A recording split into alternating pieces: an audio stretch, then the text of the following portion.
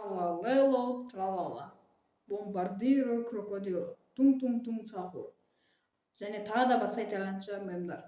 Достар, бұл мемдардың мағынасын білетіндер де, білмейтіндер де бар. Яғни қазіргі кезде достар, оны кішкентай сәбидің өзі де айтып жүр. Яғни оның біз қазір қандай зияндығы бар екенін айтатын боламыз. Ал сіздер видеоға лайк қойып, комментарий жазып кетіңіздер. Ал кеттік. Қазіргі кезде бұндай мемдар жетіп жатыр, және бұлар YouTube және TikTok платформасында.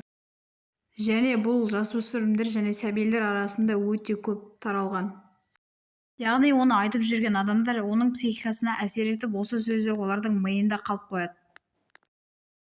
Және бұны балалар TikTok және YouTube платформасынан бұны қарап, яғни соларды жаттап жүреді. Қазіргі кезде сәби және жасөспірімдердің миына зақым келеді осы мемдарды естіген кезде.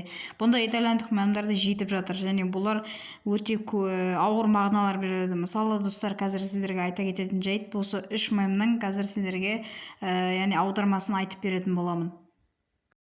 Тралалело, тралала. Алланы қорлау және жамандау ретінде жазылған мем. Бұл мемді қазір барлығы біледі, және бұл итальянский мемдердің ең алғашқы түрі десек те болады.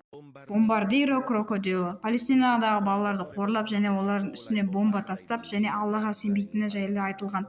Бұл итальянша мемдердің екінші түрі. Тун-тун-тун-тун, сахур. Бұл достар бізде ешқандай мағына бермейді. Бірақ достар, бұл деген белгілі бір мемлекеттегі елді ұйқыдан оятып, немесе ұйықтауға жұмсайтын сөздер деп айтуға болады. Бұны бір белгілі елдер бұны айтатын болады, және бұл белгілі бір елдің тілі десек те болады, достар.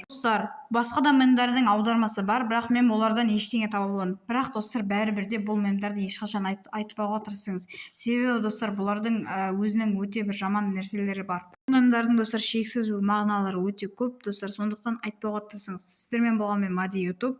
Қош, сау болыңыздар.